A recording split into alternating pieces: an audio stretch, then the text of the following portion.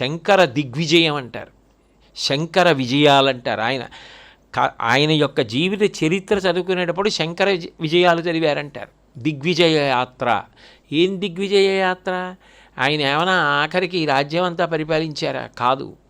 ఆయన చేసినది ఏది అంటే ఆత్మోద్ధరణ, భక్తి ఉద్ధరణ, వేదోద్ధరణ, ధర్మోద్ధరణ. ప్రభావితుల్ని చేశారు. ఎంతమందిని అంటే కోటాను కోట్ల మందిని. ఇన్ని కోటాను కోట్ల మందిని ప్రభావితుల్ని చేశారు కాబట్టి వారు జగద్గురువు. అందుచేత వారికి మాత్రమే చెల్లింది. మీరు వారి దగ్గరికి వెళ్ళి మీరు జగద్గురువు అని అన్నారనుకోండి, ఆయన ఏమంటారంటే అవును నేను జగద్గురువుని, ఎందుకనంటే జగత్తుని గురువుగా స్వీకరించానంటారు.